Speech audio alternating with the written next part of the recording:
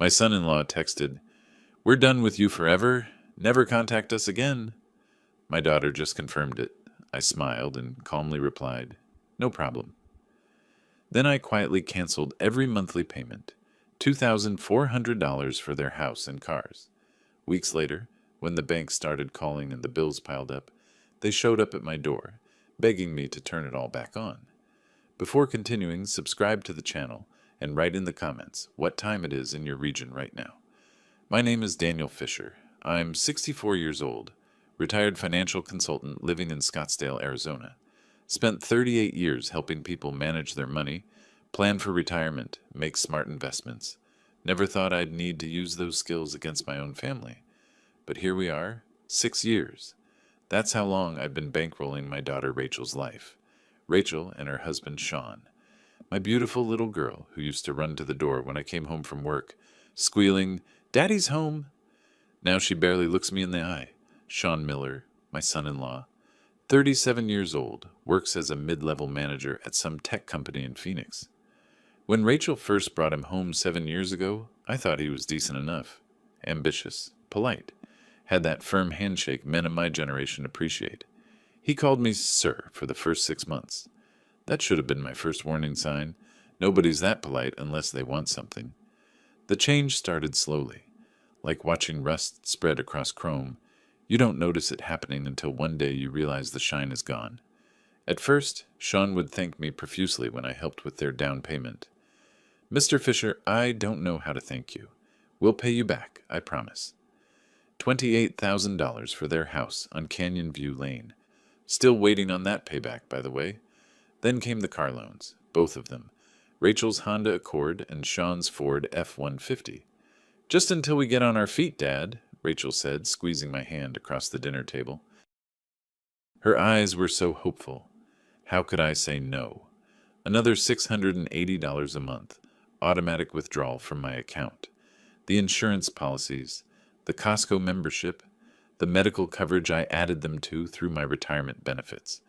It all seemed like what a good father does. Take care of your kids, right? Even when they're adults. Even when your gut tells you they're taking advantage. I remember the exact moment I saw Sean's mask slip. We were at a barbecue at their place, maybe 2 years ago. One of Sean's coworkers made some joke about how Rachel had married up because their house was nicer than his apartment. Sean laughed and said, "Yeah, well, when you work hard and make smart choices, good things happen." Not a word about who actually made the down payment, not a single acknowledgement. Rachel was standing right there. She heard him. She said nothing. That's when I started keeping track, not out of spite. At least that's what I told myself. Professional habit. I'm a financial consultant. I track numbers. So I created a spreadsheet. Every payment, every dollar, every small favor that turned into another monthly obligation. The total grew like a tumor. $1,450 for their mortgage, $680 for both car loans, $270 for insurance premiums, $2,400 every single month, withdrawn automatically from my retirement account. Over 6 years, I'd pumped $172,800 into their life, not including the down payment, not including the furniture I bought when they moved in, not including the emergency cash I'd given Rachel when Sean's car needed repairs, or when they wanted to renovate their kitchen, or when they decided they needed a new 75-inch television. Speaking of that television, that's what did it. That's what finally made me see the whole picture clearly, like someone had wiped the fog off a mirror. It was a Saturday evening, early March. Rachel had invited me over for dinner, a rare occurrence these days. I should have known something was off when Sean greeted me at the door with that stiff smile, the one that doesn't reach his eyes. "Hey, Daniel, come on in." Not Dad, not Mr. Fisher anymore. Just Daniel, like I was some acquaintance he tolerated. The house smelled amazing. Rachel had made pot roast, my favorite. The table was set nicely. For a moment, I let myself believe this was real, that my daughter wanted to spend time with me, that we could be a family again. Then I walked into their living room and saw it. The television was massive, mounted on the wall like a black monolith.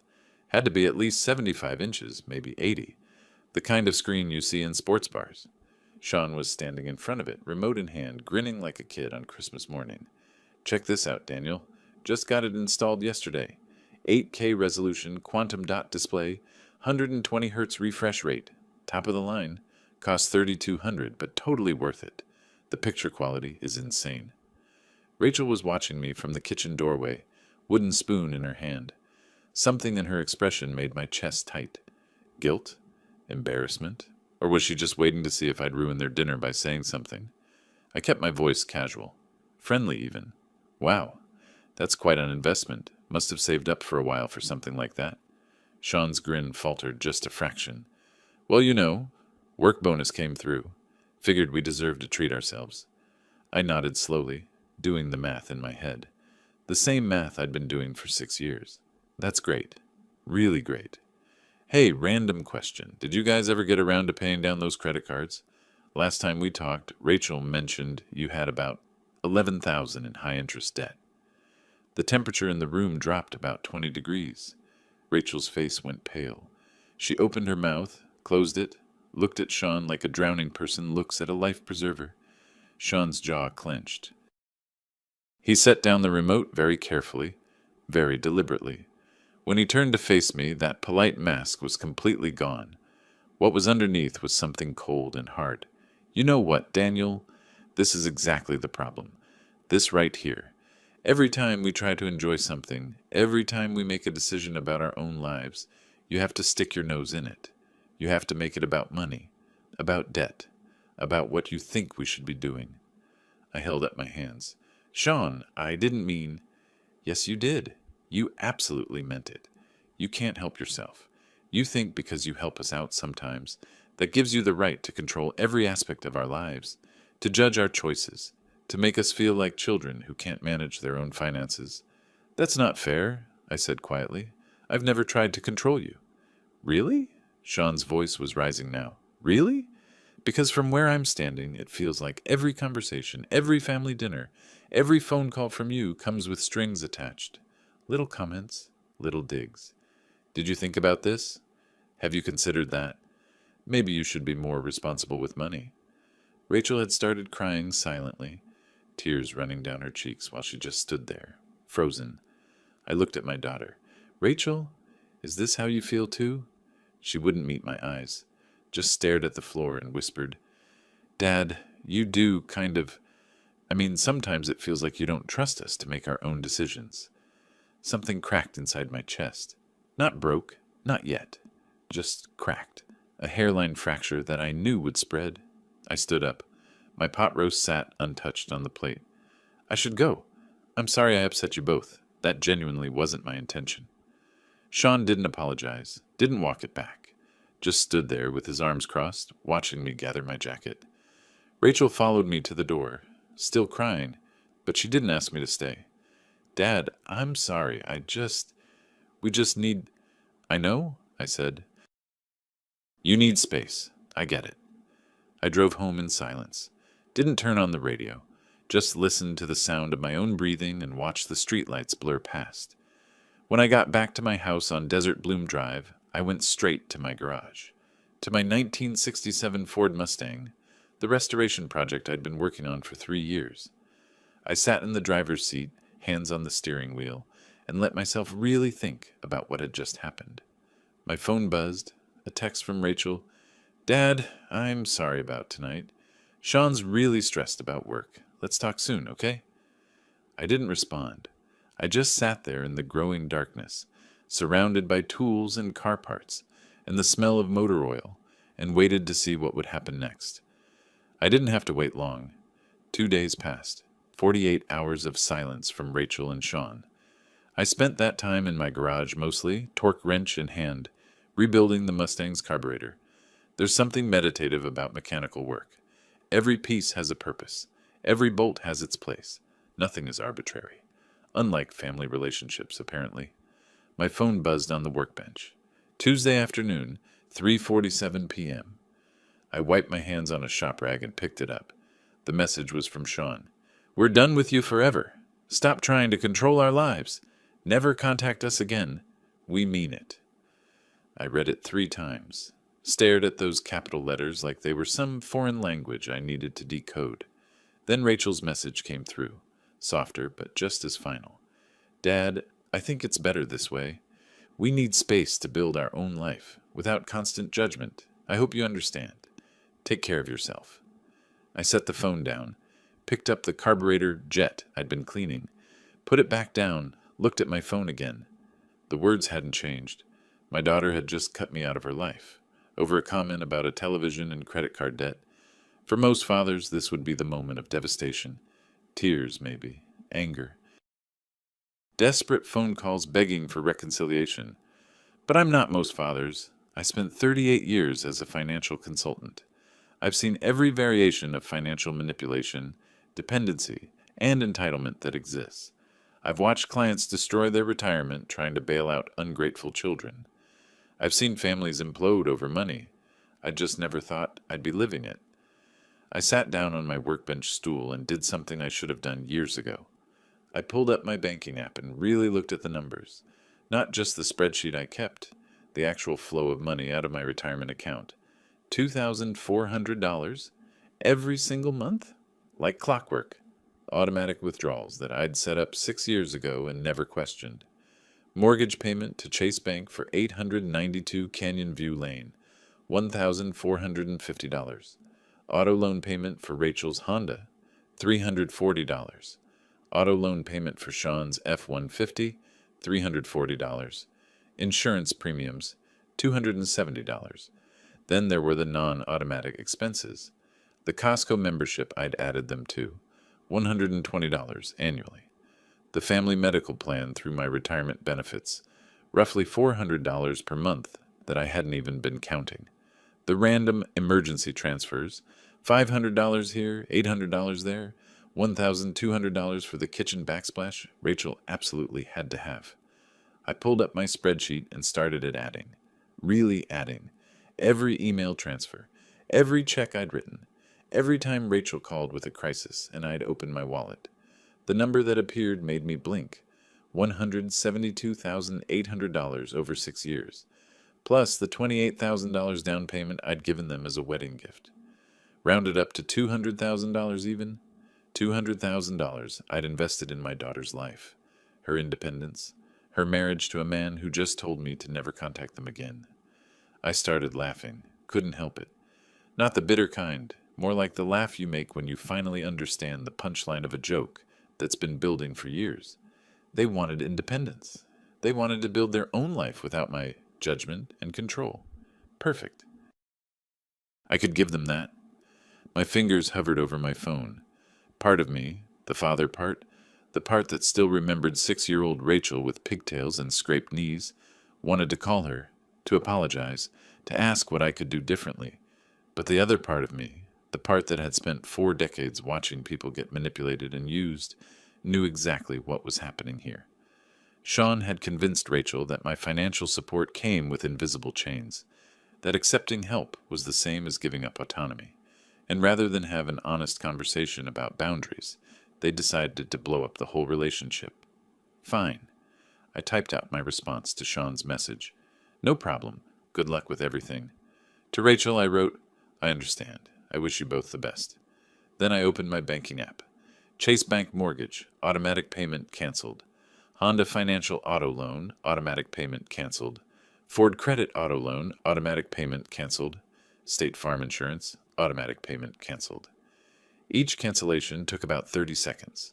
Click, click, confirm. Years of financial support, erased with a few taps on a screen. I sat back and looked at what I'd done. Felt nothing. No guilt, no satisfaction. Just a strange calm, like I'd finally put down a weight I didn't realize I'd been carrying. They wanted independence. They were about to get a masterclass in it. I thought about calling my attorney, Gerald Torres, but decided against it. Not yet. This wasn't about legal maneuvering. This was simpler, much simpler. I was just a father respecting his daughter's wishes. They wanted me out of their lives. I was getting out of their finances too. Fair is fair. I went back to work on the Mustang, installed the rebuilt carburetor, torqued down the bolts, connected the fuel lines. The engine turned over on the 3rd try, rumbling to life with that beautiful vintage growl. I let it run for a few minutes, listening to the steady rhythm, feeling the vibration through the concrete floor. My phone stayed silent. No frantic calls. No, wait, we didn't mean it that way. Nothing. Good. I pulled up my calendar. Today was March 18th. Their next mortgage payment was due April 1st. Car loans due the same day. Insurance renewal on April 5th. 2 weeks until they'd start noticing something was wrong. Maybe a little longer if they weren't paying attention to their automatic payment confirmations. Sean was the type to assume everything was running smoothly until a problem literally hit him in the face. I had time. Time to make absolutely sure all my legal bases were covered. Time to document everything. Time to prepare for whatever came next. Because something would come next. I knew it with the same certainty I knew the Mustang's engine would fire up every time I turned the key. Sean and Rachel lived beyond their means. Their combined take-home pay was maybe $6,800 a month, and with my support withdrawn, they'd be in the red by at least $2,000 every single month. They'd figure it out eventually, and when they did, well, that would be interesting. I closed the garage door, walked back into my house, and poured myself 2 fingers of bourbon. Sat in my leather chair by the window, looking out at the desert sunset painting the sky orange and purple. My phone buzzed one more time. Rachel again. I know this is hard, Dad, but it's the right thing. We need to stand on our own feet. I smiled and took a sip of bourbon. You're about to get exactly what you asked for, sweetheart, I murmured to the empty room. Let's see how well you stand. The next morning I called Gerald Torres. Not because we were friends, we weren't. But his law firm had handled some estate planning for a few of my former clients, and they'd all spoken highly of him. I needed someone who specialized in family law and financial matters. Someone who could tell me exactly where the legal boundaries were. His office was downtown Phoenix, a sleek glass building on Monroe Street. The receptionist led me to a conference room with a view of the city sprawling out toward the mountains. Torres walked in 5 minutes later, a man in his early 50s, salt and pepper hair, expensive suit that actually fit properly. He shook my hand with the grip of someone who worked out regularly. Mr. Fisher, your message said this was about family financial support? I laid it out for him, all of it. The 6 years of payments, the $172,800 total, the text messages cutting me off, my cancellation of all automatic transfers. I showed him my spreadsheet, my bank statements, every piece of documentation I had. Torres listened without interrupting. When I finished, he sat back in his chair and steepled his fingers. Let me make sure I understand. You've been making voluntary payments on behalf of your adult daughter and son-in-law. No written agreement. No promissory notes. No contracts of any kind. Correct. And they're both employed adults with no disabilities or conditions that would legally obligate you to support them. Rachel's 34, Sean's 37, both working full-time, perfectly healthy. Torres nodded slowly. Then legally, Mr. Fisher, you have zero obligation to continue these payments. They were gifts, voluntary contributions. You can stop them anytime for any reason or no reason at all. Something in my chest loosened. You're certain? Completely. Arizona is a community property state, which affects how married couples share assets, but it doesn't create any legal duty for parents to support adult children. The fact that they explicitly told you they wanted no further contact actually strengthens your position. They severed the relationship. You're simply respecting their wishes. I smiled. Couldn't help it. So if they come back later, demanding I resume payments, they have no legal standing whatsoever. None. Torres pulled out a notepad. Though if you want my professional advice, I'd suggest documenting everything. Keep those text messages. Screenshot them, print them, save them in multiple places. Keep records of every payment you've made and when they stopped. If this turns contentious, and in my experience money disputes often do, you want an airtight paper trail. Already done, I said. I'm a financial consultant. Documentation's second nature. Good. Torres leaned forward. Mr. Fisher, may I ask what you're planning here? This feels less like a consultation and more like you're preparing for a specific outcome. I met his eyes. I'm preparing to let my daughter and son-in-law learn a valuable lesson about independence. That's all. No harassment, no threats, no illegal activity. Just removing my financial safety net and seeing what happens. Torres allowed himself a small smile. Well, from a legal standpoint, that's entirely within your rights.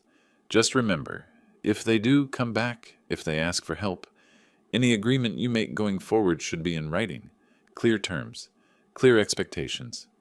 Noted. I left his office feeling lighter than I had in days. Everything I'd done was legal. More than legal. It was completely justified. They'd cut me off. I was simply honoring their decision. That afternoon, I tackled the rest of the loose ends. I called my insurance company and removed Rachel and Sean from my family medical plan. The representative was sympathetic when I explained my daughter was getting her own coverage through her employer. Now, no questions asked. Savings, $400 per month. Then I logged into Costco's website and removed them from my membership. That felt petty almost. But it was also $120 annually they could pay for themselves if they wanted bulk toilet paper and discount gasoline. I went through my bank statements line by line, looking for any other automatic payments or subscriptions I might have forgotten. Found one, a $15 monthly charge for a streaming service Sean had asked me to add to my account just temporarily, 3 years ago. Canceled. By evening, I'd severed every financial connection except one, the mortgage payment, car loans, and insurance that I'd already canceled. Those were the big ones. Those were the ones that would matter. I stood in my kitchen looking at my phone, half expecting a call. Surely someone at the bank would have notified them by now that the automatic payments had stopped. Surely they'd seen the confirmation emails. Nothing. Either they hadn't checked their email, or they'd seen it and assumed it was some kind of error they'd deal with later. Sean struck me as the type who'd ignore a problem until it became a crisis, especially if acknowledging it meant admitting how dependent they'd been on me. I went out to the garage. The Mustang was coming along beautifully. I'd replaced most of the engine components, rebuilt the transmission, restored the interior. What remained was mostly cosmetic work, body panels, paint, chrome, but mechanically she was sound, strong, independent, unlike some people. The first week passed quietly, too quietly. I kept expecting my phone to ring, kept waiting for some angry text from Sean, some tearful voice message from Rachel, but there was nothing. Radio, silence. It was unnerving, actually, like watching a demolition countdown and waiting for the explosion. I filled the time with research. I wanted to understand exactly what would happen to them when the payments stopped hitting. So I looked up foreclosure timelines in Arizona, researched auto repossession laws, read through credit reporting regulations. The picture that emerged was worse than I'd imagined, or better, depending on your perspective. First missed mortgage payment, a late fee of around $75, plus a phone call from the lender. No big deal. People miss payments occasionally. Second missed payment, more late fees, more serious phone calls, a formal notice of delinquency. Third missed payment. That's when things got real. The lender would file a notice of trustee's sale. In Arizona, foreclosure could happen fast, as little as 90 days from the first missed payment to auction. The car loans would be similar but faster. Miss 2 payments, and they'd start threatening repossession. Miss 3 and a tow truck would show up in the middle of the night. I did the math. Today was the 23rd. Their mortgage payment was due on the 1st of next month, which was 9 days away. If they had enough in their checking account to cover it manually, they might squeak by for 1 month, but that would drain their cash reserves. And then the next month would come, and the month after that. Eventually the math would catch up to them. It always did. I poured myself another bourbon and sat in my leather chair, watching the sun set over the desert. The sky was doing that thing it does in Arizona, turning shades of orange and pink and purple that looked too vivid to be real. My phone sat on the side table, silent. I picked it up and scrolled through old photos. Rachel as a baby. Rachel's first day of school. Rachel at her high school graduation, beaming at the camera with her whole life ahead of her. Rachel at her wedding 7 years ago. She'd looked so happy, so in love. I'd walked her down the aisle, put her hand in Sean's, welcomed him to our family. And now here I was, systematically dismantling the financial foundation I'd built for them. Was I doing the right thing? Or was I just a bitter old man punishing his daughter for choosing her husband over her father? I stared at that wedding photo for a long time. Then I remembered Sean's face at that barbecue. The way he'd taken credit for their success without acknowledging my contribution. The way he'd looked at me during that dinner, not with anger, but with contempt, like I was some obstacle to overcome rather than someone who'd given them everything. I remembered Rachel's text. We need to stand on our own feet. Fine, let them stand. I deleted the photo album from my favorites and set down my phone. Tomorrow, I'd go back to the garage, back to my Mustang, back to building something that would last. The mortgage payment came due on the 1st. I knew because I'd marked it on my calendar in red ink, circled it, like marking the date of an approaching storm. I spent that morning working on the Mustang's body panels, sanding down rust spots, filling in dents, methodical work that kept my hands busy and my mind focused. But every hour or so, I'd check my phone. Still nothing. Either they'd scraped together enough cash to make the payment manually, or they were about to discover a very unpleasant surprise. 3 days later, I got my answer. I was having coffee at a diner near my house, one of those old-school places with vinyl booths and waitresses who call everyone hone, when I saw her.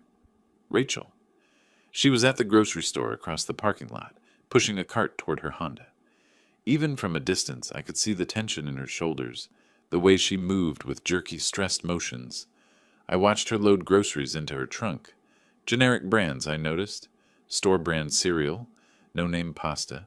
The kind of shopping you do when you're counting every dollar. She didn't see me. Just got in her car and drove away, and I sat there with my cooling coffee thinking about what I'd just witnessed. Rachel had never been a bargain shopper. She was a Whole Foods girl. Organic everything, premium brands. The fact that she was at a budget grocery store buying generic products told me everything I needed to know. They were feeling the squeeze. The thought should have made me feel something. Guilt, maybe. Satisfaction, but mostly I just felt curious, like a scientist watching an experiment unfold. I paid for my coffee and drove home. Spent the afternoon online researching the next phase. Because if they were going to come crawling back, and they would, eventually, I needed to be ready. I started with property law, specifically quitclaim deeds. It's a legal instrument that transfers ownership of property from one party to another. No warranties, no guarantees. Just a simple transfer of whatever interest the grantor has. In other words, if I wanted to, I could make helping them conditional on them signing over the deed to their house. It would be legal. It would be binding. And it would teach them a lesson they'd never forget about the real cost of independence. But I wasn't there yet. That was thinking too far ahead. I called another lawyer, not Torres this time, but a real estate attorney named Morrison, whose name I'd found online. Made an appointment for the following week to discuss options. Just exploring possibilities. Just being prepared.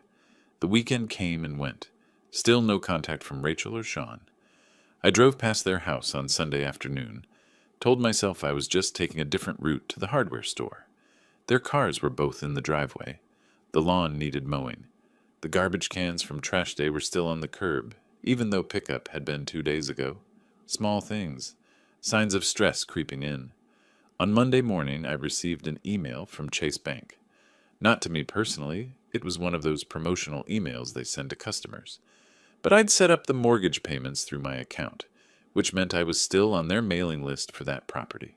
The email's subject line, "Reminder, your payment is past due." So they'd missed it. They hadn't scraped together the money. The mortgage payment for 892 Canyon View Lane was officially late. I deleted the email and went back to my coffee. That afternoon, my neighbor Trevor stopped by. Trevor King, former police officer, retired about the same time I did.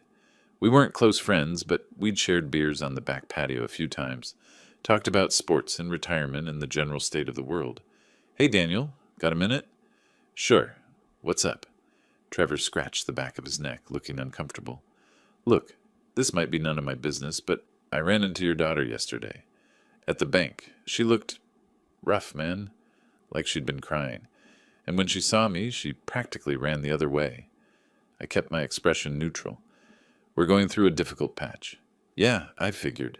She mentioned something to the teller about missed payments. I wasn't trying to eavesdrop, but it was a small branch, and Trevor trailed off. You doing okay? I'm fine, Trevor. Thanks for asking. He studied me for a moment, cop instincts still sharp, even in retirement. All right, just wanted to check. You know where to find me if you need anything. After he left, I stood in my driveway for a long time, thinking. Rachel had been at the bank, trying to sort out the missed payment, which meant she'd discovered that automatic payment was canceled, which meant she knew I'd done this deliberately, and she still hadn't called. Pride. That's what it was. She and Sean had burned the bridge, told me never to contact them, and now they couldn't bring themselves to admit they needed my help. They were probably scrambling, trying to figure out how to make up the difference without asking the father they'd cut off. Good. Let them scramble. I went back inside and made dinner. Grilled chicken, roasted vegetables, a glass of red wine. Ate it slowly, savoring each bite. My phone sat on the table, screen dark. That night, I pulled out a legal pad and started making notes. Not a plan exactly, more like a framework, a set of principles for when they inevitably came back. First, any help I provided would be documented. Contracts, clear terms, no more handshake agreements or verbal promises. Second, there would be consequences for their behavior. Not punitive, I'm not vindictive, but educational. They needed to understand that actions have results. Third, the power dynamic would shift. I was done being the desperate father begging for scraps of attention. If they wanted my help, they'd ask for it properly, with humility, with honesty. I looked at my notes and felt something shift inside me.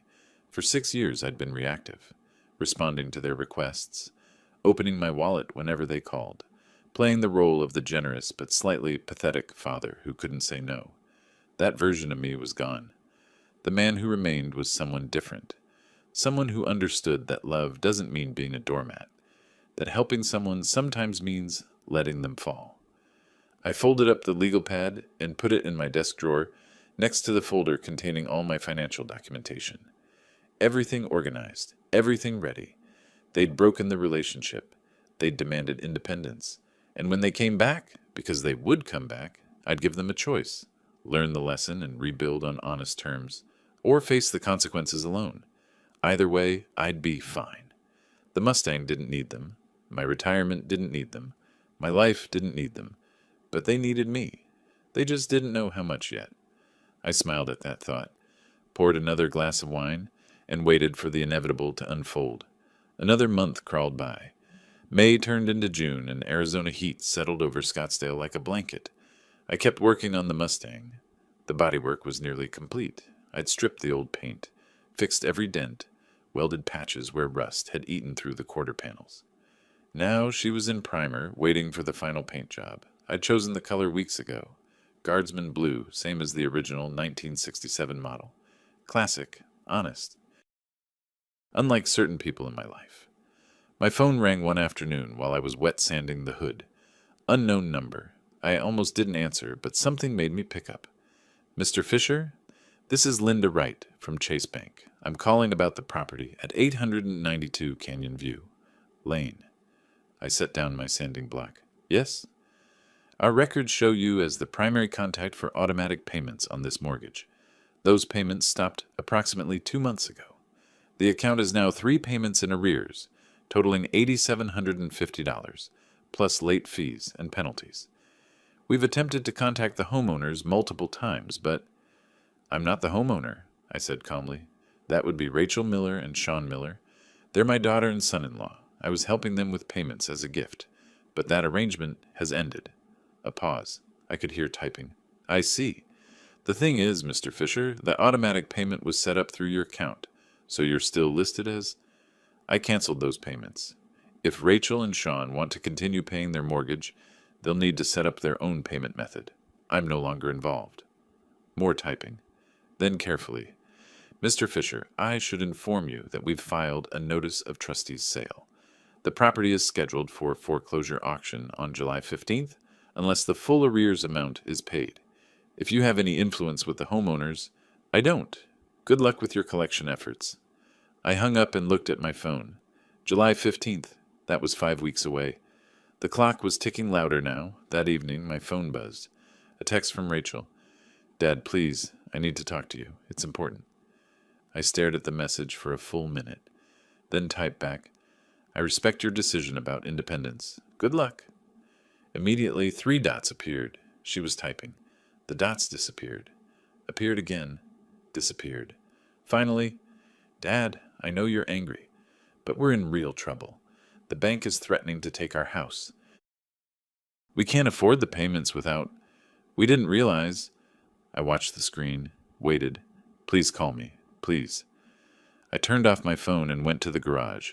Spent the next 2 hours applying primer to the Mustang's doors. Smooth, even coats. Taking my time, getting it perfect. The next day I drove past their house again. This time I saw something different. One of their cars was gone. The Honda. Rachel's car. In the driveway sat only Sean's F-150, and even that looked different somehow. Dirty. Neglected. I didn't stop, just noted the detail and kept driving. Trevor caught me the following weekend while I was mowing my lawn. Hey, Daniel, you hear about your daughter's car? I shut off the mower. No. What about it? Got repossessed. Thursday night. Tow truck came around 11 p.m. Whole neighborhood heard the commotion. Sean came running out in his pajamas, yelling at the driver. Rachel was crying on the porch. Trevor's face was troubled. Man, I know you two are having issues, but that's rough. They made their choices, I said. I'm respecting those choices. Trevor looked at me for a long moment. Sure, just if you need to talk, you know where I am. After he left, I stood in my driveway, garden hose in hand, watering the desert plants that didn't really need watering. 1 car down, the financial vice was tightening. I went inside and pulled out my legal pad, added a new note to my framework. Quitclaim deed, non-negotiable. House ownership transfers to me. They can live as tenants. It was harsh. I knew it was harsh. But they demanded independence, and independence meant consequences. My phone buzzed again that night, Sean this time. Daniel, we need to talk, man to man. This has gone too far. I almost laughed. Man to man. Now he wanted to have a conversation. After telling me we were done forever. I typed back, you told me never to contact you. I'm honoring that request. His response came fast. That was a mistake. I was angry. We both were.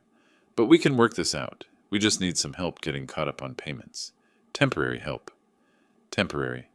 Always temporary with Sean. I wish you both the best, I replied, but I'm not in a position to help. That was a lie, of course. I had plenty of money. My retirement was solid. My investments were sound. My pension covered all my expenses with room to spare. I absolutely could help them. I just wasn't going to. Not yet.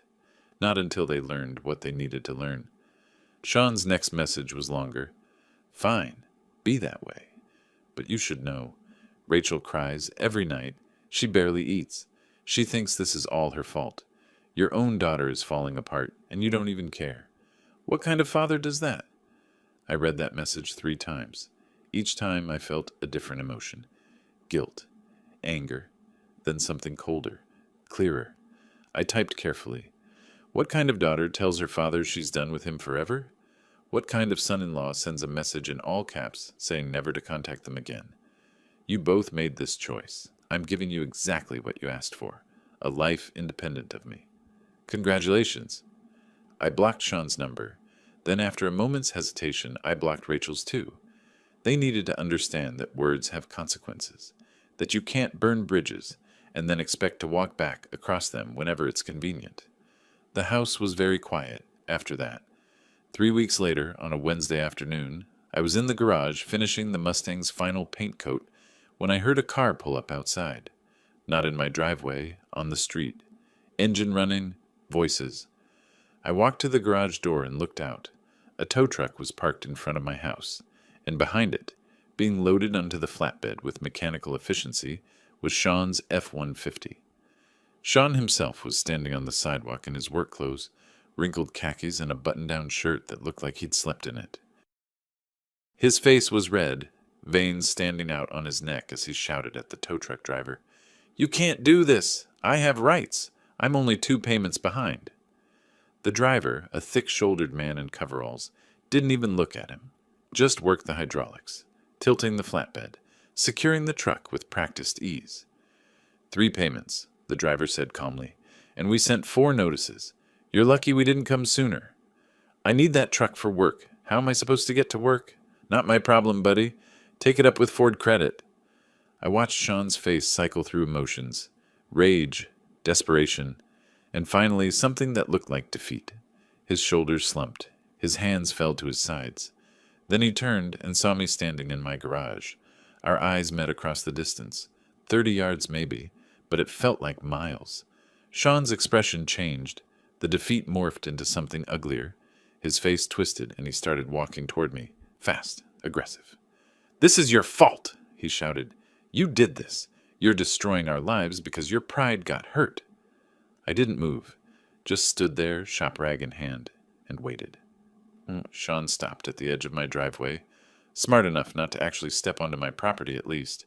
He was shaking, I noticed, hands trembling, sweat on his forehead despite the early evening cool.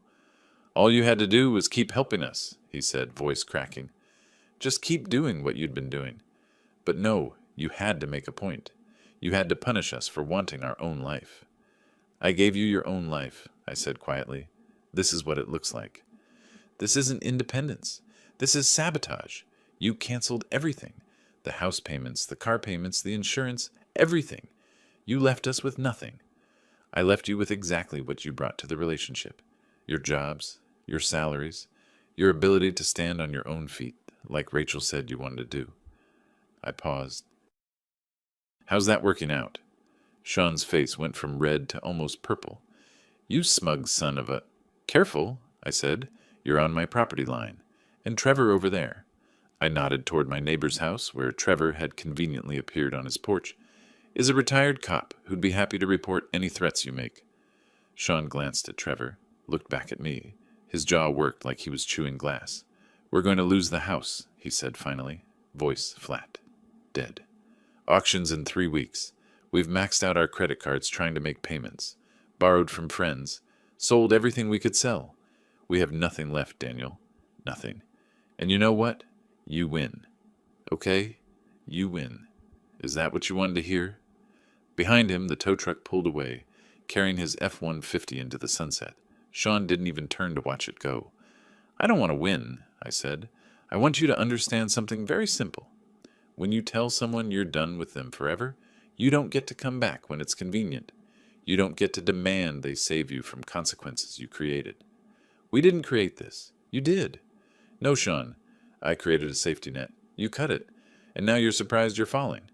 I folded my arms. "Where's Rachel?" Something in his face shifted, crumbled. "Home. Crying. Again. She wanted to come here to beg you, but I told her I'd handle it, that I could fix this." He laughed, bitter and broken. "Can't even do that, right?" For just a moment, just a flicker, I felt something like sympathy. He looked so lost, so completely out of his depth. This was a man who'd spent 6 years coasting on someone else's generosity and never once stopped to consider what would happen if it ended. Then I remembered his text message. "We're done with you forever." The sympathy evaporated.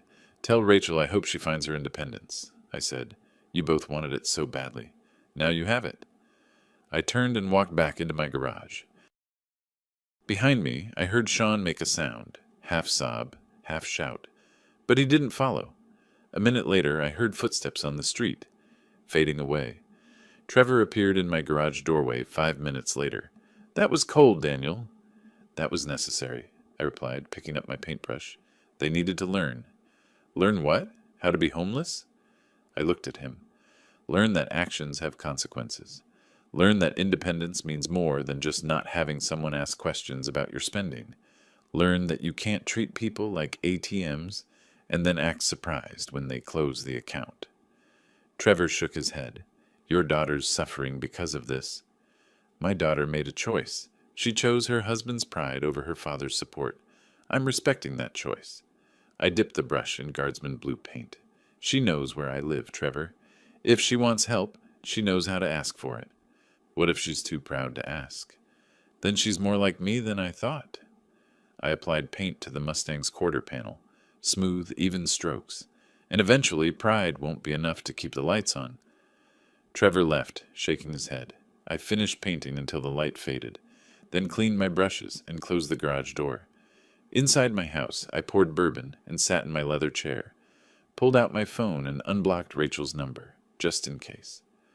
The phone stayed silent for 2 hours. Then at 9:47 p.m. it rang. Rachel's name appeared on the screen. I let it ring twice, 3 times. On the 4th ring, I answered. "Hi, Rachel." Silence, then crying. Soft, broken sobs that made something in my chest hurt despite everything. "Dad," she whispered finally. "Please, we need help. I'm so sorry. We were so stupid. Please." I closed my eyes. "Are you ready to listen to my terms?" "Yes. Anything. Just please don't let us lose our house." "I'll think about it," I said. "I'll call you tomorrow." I hung up before she could respond. Set the phone on the table and took a long drink of bourbon. Tomorrow I'd lay out my conditions. The quitclaim deed, the financial oversight, the written apology from Sean. Tomorrow, the real lesson would begin. Tonight, I'd let them think about how close they were to losing everything.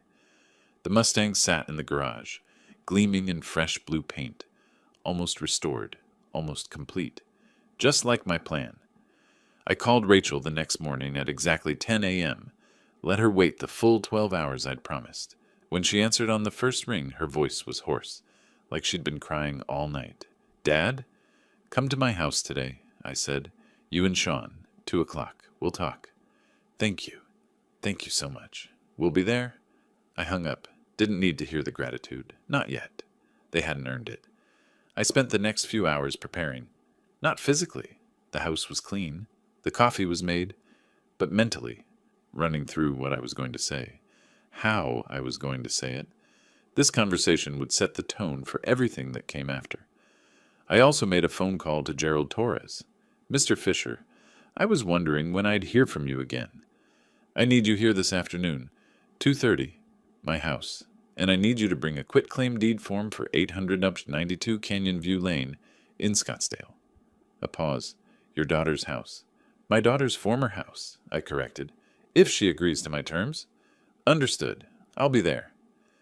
At 1:55, a car pulled into my driveway. Not their Honda, that was gone. Not Sean's truck, also gone. A beat-up Toyota Corolla that I didn't recognize. Borrowed from a friend, probably. Or maybe a rental they couldn't afford. I watched from the window as they got out. Rachel looked like she'd aged 5 years and 4 months. Dark circles under her eyes. Hair pulled back in a messy ponytail. Clothes that hung loose on her frame. She'd lost weight. Sean was worse. Unshaven, rumpled shirt. The kind of exhausted that comes from not sleeping, not eating right, stress grinding you down day after day. "Good." I opened the door before they could knock. "Come in." They followed me into the living room like prisoners walking to sentencing. Rachel's eyes were already wet. Sean wouldn't meet my gaze. I gestured to the couch. "Sit." They sat. I remained standing. Power dynamics matter in negotiations, and this was definitely a negotiation. "So," I said, "you need help." Rachel nodded, tears spilling over. "Dad, we're so sorry. We were wrong. Sean was wrong to send that message, and I was wrong to support it. We didn't understand." "You didn't understand that I was paying for your entire life?" I kept my voice level, clinical. "Because I find that hard to believe, Rachel. You're not stupid. You knew the money was coming from somewhere." Sean finally spoke, voice rough. "We thought we were contributing. We thought the payments were split or something. We didn't realize it was all you. Every single payment." I laughed, actually laughed. "You thought you were paying half a mortgage on a house you could barely afford on your own salaries. You thought you were paying for 2 car loans while maxing out credit cards? Come on, Sean. You knew. You just didn't want to acknowledge it because that would mean admitting you were completely dependent on me." His jaw clenched, but he didn't argue. Couldn't argue. "The auction is in 2 weeks," Rachel whispered. "The bank said if we don't pay the full amount, 8750 plus penalties, they'll sell our house. We've tried everything. Borrowed from everyone we know. Maxed every card. We have nowhere left to turn. Except me. Except you." She looked up, and the desperation in her eyes was almost painful to see. "Please, Dad, I know we don't deserve it. I know we were terrible to you. But please, we'll do anything. We'll pay you back. We'll... Stop. I held up a hand. Let's be very clear about something. You won't pay me back. You can't. Even if you dedicated every spare dollar to it, at your current income, it would take you decades to repay what you owe me. And that's assuming I didn't charge interest. Sean's face went pale. How much do we owe you? I pulled out a folder from the side table. Opened it. Inside was my spreadsheet, printed and highlighted. 6 years of payments, broken down by category. Total financial support provided, $200,800. That's the down payment, monthly mortgage payments, car loans, insurance, medical coverage, Costco membership, streaming services, and various emergency cash transfers. Not including the furniture I bought you, or the wedding gift, or countless dinners I paid for. I set the spreadsheet on the coffee table between us. They stared at it like it was a death sentence. Now, I continued, your current debt situation, mortgage arrears, $8,750, credit card debt, $18,600, personal loans from friends, approximately $3,000 based on what Sean mentioned to Trevor. Plus, you've lost both cars, so you'll need transportation. Total immediate financial crisis, roughly $31,200. Rachel was crying openly now. Sean looked like he might be sick. I can help you, I said, but understand this. Helping you will cost me money I don't have to spend, money I could use for my retirement, my hobbies, my life. So if I'm going to do this, it's going to be on my terms, non-negotiable terms. Do you understand? They both nodded, too broken to do anything else. Good. I checked my watch. My attorney will be here in 20 minutes to make this official. Until then, I'll explain what's going to happen. I sat down in my leather chair, facing them across the coffee table. This was the moment I'd been building toward for months, the moment when the power balance shifted permanently. Here are my conditions, I said, 3 of them. You will agree to all 3 or you get nothing from me. Clear? Clear, Sean said. Rachel just nodded. First condition, I will pay off all your debts. The mortgage arrears, the credit cards, the personal loans, $31,200 total. I will also provide you with a used car, nothing fancy but reliable transportation. In exchange, you will sign a quitclaim deed, transferring full ownership of 892 Canyon View. Lane to me. The house becomes mine. You will live there as tenants, paying me $800 per month in rent. That's roughly half what your mortgage payment was, so it's generous. But the house is mine. If you ever want to leave, you leave. The property stays with me. Sean's hands were shaking. Rachel looked like she'd been slapped. Second condition, I continued. Every month you will provide me with a complete financial report. Every purchase, every bill, every dollar spent. I want receipts. I want bank statements. I want total transparency. You wanted to prove you could stand on your own feet? Fine. Show me. Prove you can manage money responsibly. This continues for a minimum of 2 years. If you refuse or fail to comply, the rent goes up to market rate, about $1,500 a month, and I reserve the right to evict you with 60 days' notice. That's... Sean started, then stopped. What could he say? That it was invasive? Controlling? Yeah, that was exactly the point. Third condition. I looked directly at Sean. You will write a formal letter of acknowledgement and apology. In this letter, you will detail every payment I made on your behalf over the past 6 years. You will acknowledge that without my financial support, you would not have been able to afford your house, your cars, or your lifestyle. You will apologize for the disrespect you showed me, specifically referencing the text message where you told me we were done forever. This letter will be witnessed and signed in the presence of my attorney, Gerald Torres, and my neighbor, Trevor King. I will keep this document. It's insurance against future misunderstandings. The room was absolutely silent. Sean's face had gone from pale to red. His fists were clenched. I could see him struggling, pride warring with desperation. He wanted to tell me to go to hell, wanted to walk out. But he couldn't, because without me, they'd be homeless in 2 weeks. Those are my terms, I said. Take them or leave them. Rachel grabbed Sean's arm.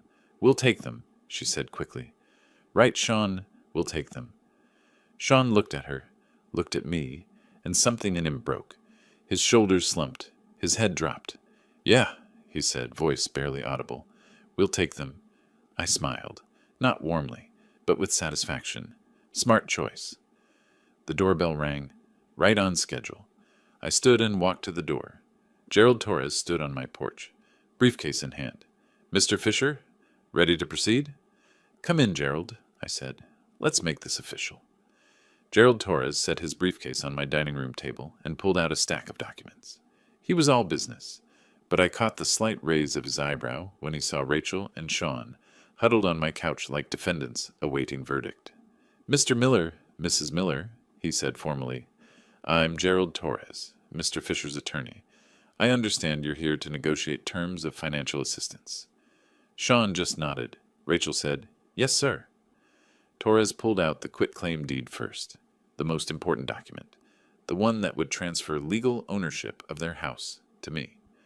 "This is a quitclaim deed for the property at 892 Canyon View Lane, Scottsdale, Arizona, currently in the names of Rachel Miller and Sean Miller. By signing this document, you transfer all ownership interest to Daniel Fisher. Do you understand what this means?" "We understand," Rachel whispered. "You understand that you will no longer own this property? That Mr. Fisher will be the legal owner and you will be tenants?" "Yes." Torres looked at Sean. "Mr. Miller, I need verbal confirmation from both of you." Sean's jaw worked. I could see the war happening behind his eyes. This was the moment, the point of no return. Once he signed that deed, he'd be admitting, legally, officially, that he couldn't provide for his own family, that he needed me, that all his talk about independence had been exactly that. Just talk. "Mr. Miller?" Torres prompted again. "I understand," Sean finally said. The words sounded like they were being dragged out of him with pliers. "Good." Torres slid the document across the table. "I'll need both signatures, here, here, and here. I'll notarize them." Rachel signed first. Her hand trembled so badly she could barely hold the pen, but she signed. Then she pushed the document to Sean. He stared at it for a long moment. I watched his face cycle through emotions. Anger, shame, resignation. Finally, he picked up the pen and signed. 3 signatures, quick, like ripping off a bandage. Torres notarized each signature with professional efficiency, then slid the completed deed back into his briefcase. "That's done," he said. "Mr. Fisher, the property is now legally yours. I'll file this with the county recorder's office on Monday." I felt a surge of something I hadn't expected. Not triumph, exactly. More like closure. The house they'd been so proud of, the house I'd paid for, was now officially mine. They'd tried to cut me out of their lives, and in doing so, they'd lost the thing they valued most. The irony wasn't lost on me. "Next item," Torres said, pulling out another document. "Rental agreement, standard terms. $800 monthly rent, due on the 1st of each month. 60-day notice required for termination by either party. Mr. and Mrs. Miller, you'll both need to sign as tenants." They signed that too. Faster this time. They knew resistance was pointless.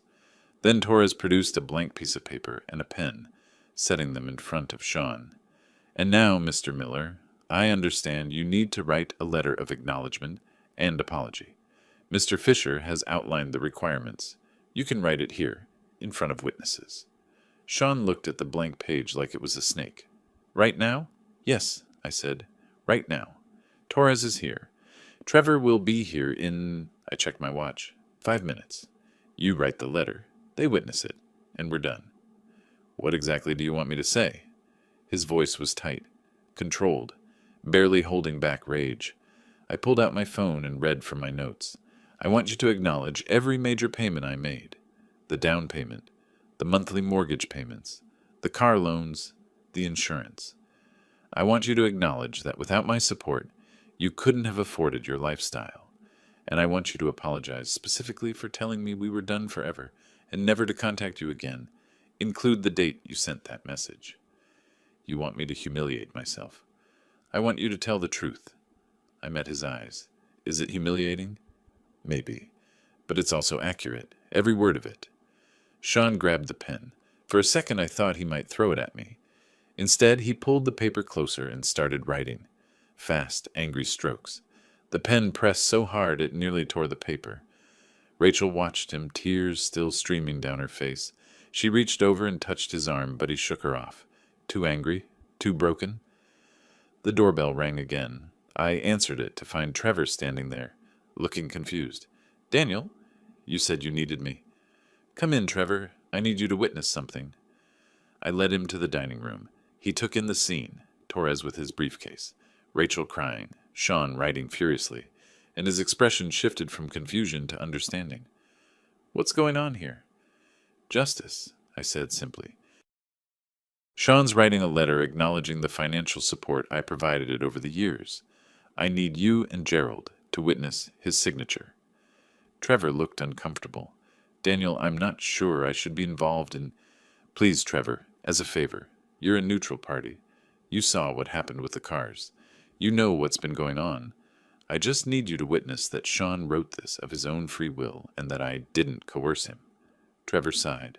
"All right, but only because I think you're both acting like fools, and maybe this will finally end it." Sean finished writing and shoved the paper across the table. "There. Happy?" I picked it up and read it. The handwriting was angry, sharp angles, heavy pressure, but the words were all there.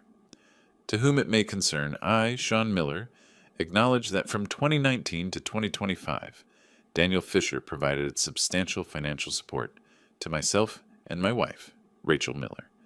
This support included a $28,000 down payment for our house at 892 Canyon View Lane, monthly mortgage payments of $1,450, monthly car loan payments totaling $680, monthly insurance premiums of $270, and various other expenses including medical coverage, memberships, and emergency cash.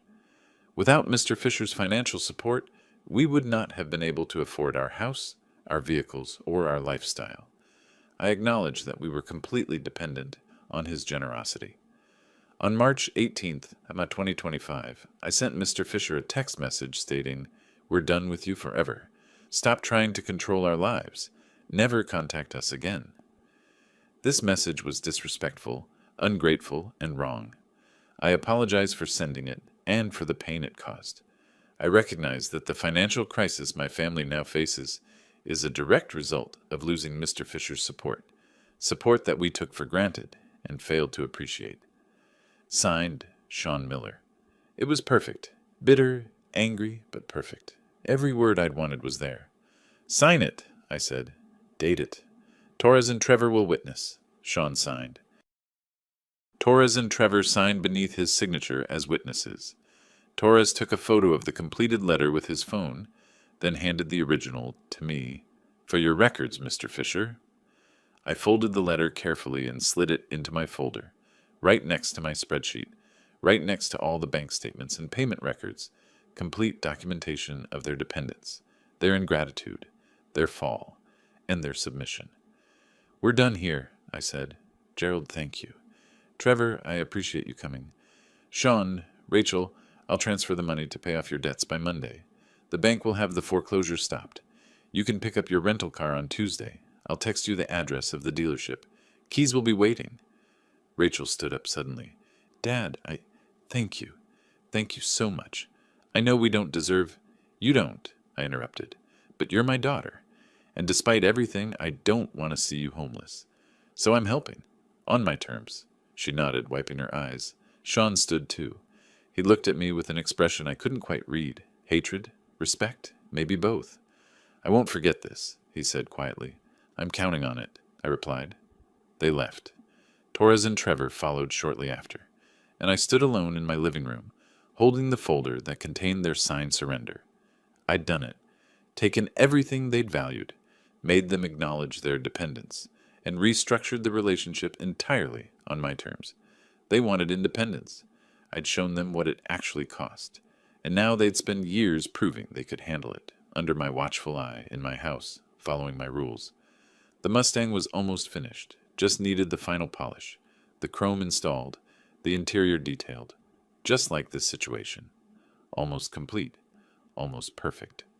I poured myself a bourbon and raised the glass to the empty room. "To lessons learned," I said, and I smiled. The next morning, I transferred the money. All of it. $31,200 from my retirement account into various creditor accounts. Chase Bank for the mortgage arrears. 3 different credit card companies. 2 personal loan recipients, whose names Sean had given me. Each transaction came with a note. Payment on behalf of Sean and Rachel Miller. Account satisfied in full. By Monday afternoon, the foreclosure was officially canceled. I received the confirmation email from Chase while I was installing the chrome trim on the Mustang's grille. The auction date was removed from the calendar. The notice of trustees' sale withdrawn. Their house, my house now, was safe. On Tuesday, I drove to a used car dealership in Mesa, paid $4,800 cash for a 2015 Toyota Camry with 87,000 miles. Nothing fancy. Gray, reliable, economical, perfect for people learning to live within their means. I left the keys with the sales manager and texted Rachel the address. Your transportation is ready. Ask for Mike. Keys are in his office. Her response came immediately. Thank you, Dad. We'll pick it up this afternoon. No effusive gratitude. No excessive apologies. Just acknowledgement. Good. They were learning. The quitclaim deed was filed with the Maricopa County Recorder's Office on Wednesday. I received the official stamped copy in the mail that Friday. The property at 892 Canyon View Lane, Scottsdale, Arizona, was now legally and irrevocably mine. I hung the deed on my garage wall, right next to my toolbox, a reminder of what happens when people mistake generosity for weakness. The first financial report arrived the following Monday. Rachel emailed it, a detailed Excel spreadsheet, with every expense categorized and documented. Rent, utilities, groceries, gas, personal items, every receipt scanned and attached. I reviewed it carefully. They'd spent $2,847 that month. Rent to me was $800. Utilities $340. Groceries $520. Gas $187. Everything else was minimal.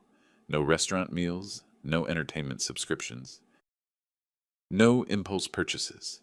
They were living like they should have been living all along. I sent back a one-word response. Approved. The second month's report was similar. Third month, even leaner.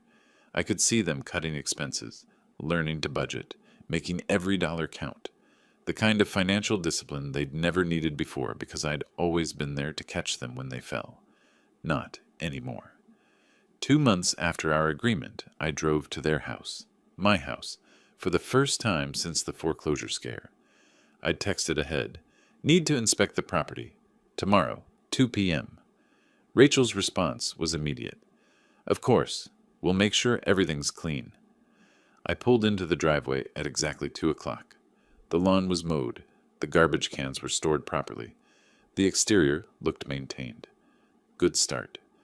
Rachel answered the door. She'd gained back some weight, I noticed. Not much, but enough that she didn't look quite so gaunt. Her eyes were clearer, less desperate. Hi, Dad. Come in. The inside was spotless. Furniture arranged neatly. Floors vacuumed. Kitchen clean. That absurd 75-inch television was gone. Sold, probably to help with expenses. Replaced with a modest 40-inch model that looked second-hand.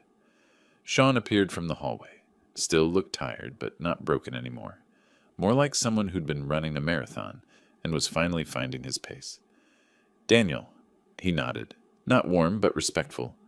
Place looks good, right? I walked through slowly, checking everything. Water heater, HVAC filters, windows, plumbing, all maintained properly. They were taking care of my investment. It's acceptable? I said. Keep it this way. We will. Sean's jaw was tight, but he held my gaze. We're trying to do better, with everything. I looked at him, really looked at him. The arrogance was gone. The entitlement was gone. What remained was something harder, more grounded. I can see that, I said.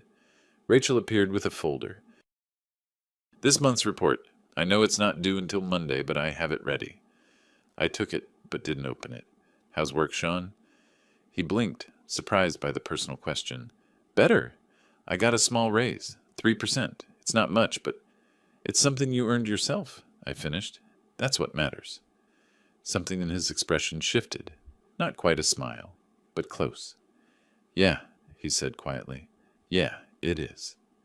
I left 15 minutes later with the inspection complete and the monthly report in hand. Driving home, I felt something I hadn't expected. Not satisfaction exactly, more like closure.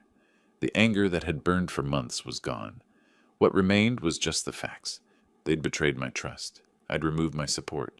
They'd crashed. And now they were rebuilding on their own terms, with the safety net I'd chosen to provide. Not the relationship we'd had before, but maybe something more honest. The Mustang was nearly complete. I'd finished all the mechanical work, all the bodywork, all the paint. What remained was just the final detailing. Polish the chrome, clean the interior, install the new carpets.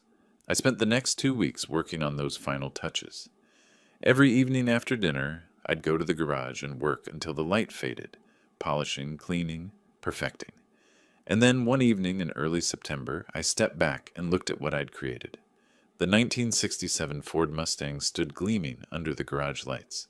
Guardsman blue paint, mirror bright, chrome that caught every reflection, interior restored to factory specification, engine purring like a satisfied cat. 3 years of work, patience, attention to detail, taking something broken and making it whole again. I ran my hand along the hood and felt something settle in my chest. Complete. I pulled out my phone and sent a text to Rachel. Come by this weekend, Saturday noon. Bring Sean. We'll have lunch. Her response came fast. We'd love that. Thank you, Dad. Saturday arrived clear and hot. Typical Arizona summer. I set up my patio table with hamburgers ready for the grill, potato salad in the fridge, cold drinks in the cooler. Nothing fancy, just family. They arrived at exactly noon in the gray Camry, both dressed casually but neat. Rachel had brought a homemade dessert, apple pie. Sean carried a 6-pack of beer, though he set it down carefully when he saw my expression. Just thought, if you wanted, he trailed off. We're good, I said, gesturing to the cooler. I've got drinks covered. We didn't talk about the house, didn't talk about the money, didn't talk about the past 4 months of financial reports and rent payments and lessons learned. Instead, we talked about small things. Rachel's job, Sean's raise, the Camry's gas mileage, the weather, normal things, family things. After lunch, Sean asked the question I'd been waiting for. So, the Mustang. I saw it in the garage. Is it finished? I stood up. Come see. I led them to the garage and hit the button to raise the door. Sunlight flooded in, catching the Guardsman blue paint and making it glow like liquid sapphire. Rachel gasped. Actually gasped. Dad, it's beautiful! Sean walked around it slowly, taking in every detail.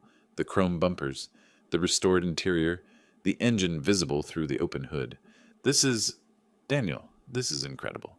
How long did this take you? 3 years. I opened the driver's door, bought it as a rust bucket, rebuilt it piece by piece. Engine, transmission, suspension, body, interior, everything. Can I? Sean gestured hesitantly at the engine. I nodded. He leaned in, examining the carburetor, the air filter, the valve covers. I watched his face change as he recognized the quality of the work. You did all this yourself? Every bolt, every weld, every coat of paint. I ran my hand along the fender. Took patience, took discipline, took refusing to cut corners even when it would have been easier. The parallel wasn't subtle. Sean caught it immediately. His expression shifted. Understanding, maybe a little shame, but also something like respect. It's perfect, he said quietly. Not perfect, but honest. Everything you see is real. No shortcuts, no borrowed time. I closed the hood gently. That's what makes it valuable. Rachel was crying silently, and I realized she understood too. The Mustang wasn't just a car. It was a metaphor for everything that had happened between us. Something broken, neglected, taken for granted, and then rebuilt, slowly, painfully, into something stronger. Want to see it run? I asked. I climbed into the driver's seat, turned the key. The engine caught immediately. That beautiful rumble of a V8 that's been properly maintained and lovingly restored. I let it idle for a moment, then revved it gently. The sound echoed through the garage like thunder. Sean's face lit up. That is one sweet sound. I shut it off and climbed out. The three of us stood there in my garage, looking at the Mustang, and for the first time in months, the silence between us wasn't uncomfortable.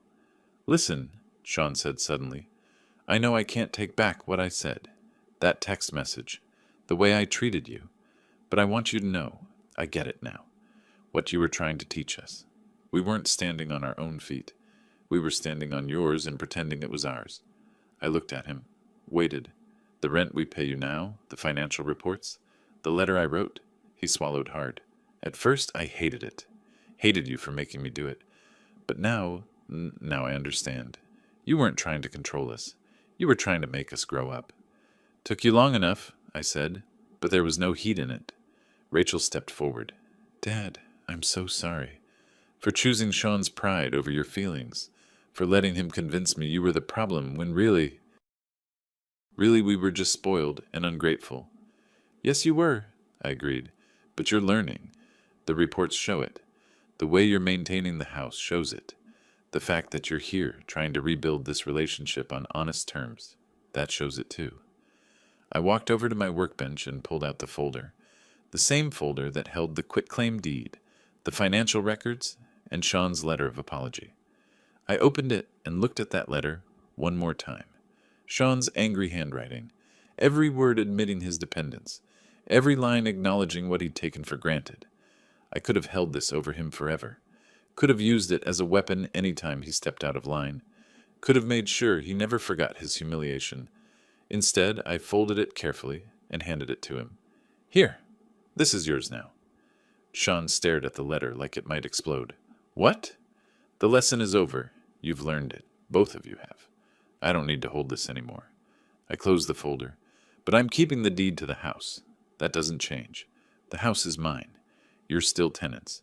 That's the permanent consequence of your choices." Sean opened the letter, read his own words, then slowly tore it in half, then in quarters, then into small pieces that he let fall into my garage trash can. "Thank you," he said. Rachel hugged me then, tight, like she used to when she was little. I let her, one hand awkwardly patting her back. "We'll keep sending the reports," she said into my shoulder, "and paying rent on time, and taking care of the house. I promise. I know you will." I gently extracted myself from the hug. "Because if you don't, you know exactly what I'm capable of." Sean actually laughed at that, a real laugh. Yeah, we definitely know." They stayed another hour. We sat on my patio, drinking iced tea, watching the afternoon shadows lengthen across the desert landscape. The conversation was easier now, less forced. We weren't the family we'd been before. That family was gone, built on a foundation of unspoken obligations and unacknowledged dependence. But maybe we could be something better, something honest. When they finally left, Rachel hugged me again at the door. "Love you, Dad." "Love you too, sweetheart." Even Sean shook my hand. "See you next month for the inspection." "I'll be there." I watched them drive away in the gray Camry. No fancy cars anymore. No lifestyle they couldn't afford. Just two people living within their means, learning to appreciate what they had instead of always wanting more. The lesson had been harsh, but it had been necessary. I went back to my garage and looked at the Mustang one more time. Then my eyes drifted to the wall where I'd hung the quitclaim deed. Legal proof that their house, the house I'd paid for, the house they'd taken for granted, was now mine. They'd tried to cut me out of their lives, tried to have independence without responsibility, tried to take everything I'd given and give nothing back, and in response, I'd taken the one thing they valued most and made it mine, not out of cruelty, not out of revenge, out of justice. They lived in my house now, followed my rules, proved themselves month by month with those financial reports, and slowly, so slowly, they were becoming the kind of people who deserved help, who understood that generosity isn't weakness, that support comes with gratitude. That family means mutual respect, not just one-way obligation. I poured myself a bourbon and sat in my leather chair, looking out at the desert sunset. The sky was doing that Arizona thing again, painting itself in impossible colors. My phone buzzed, a text from Rachel. "Thanks for today, Dad. It meant more than you know." I smiled and typed back, same time next month. The Mustang sat in my garage, fully restored. The deed hung on my wall, permanent proof of lessons learned. And somewhere across town, my daughter and son-in-law were living in my house, building a life on honest terms, finally understanding what independence really costs. I'd won, not by destroying them, but by teaching them. And that, I thought, taking a sip of bourbon, was the sweetest victory of all. The Mustang gleamed under the garage lights, complete, perfect, honest, just like justice should be. If you like this story, please like this video, subscribe to the channel, and share your impressions of this story in the comments. To listen to the next story, click on the box on the left. Thank you for watching.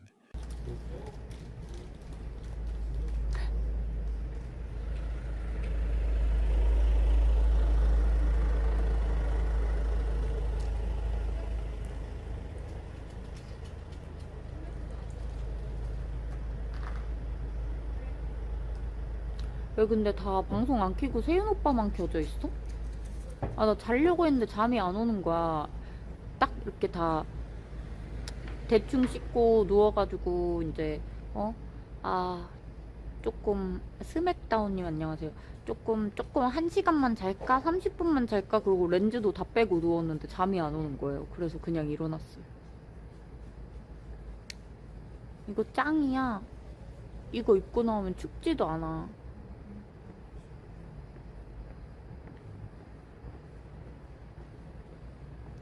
나 이제 뭐 하지? 나는 내일 모레 나갈 것 같은데? 무언님 어서오세요. 내일 모레?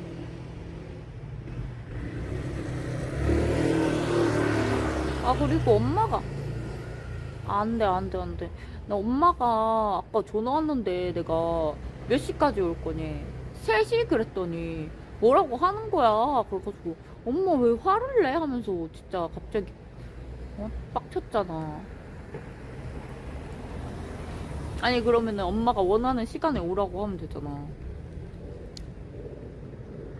스트레이스.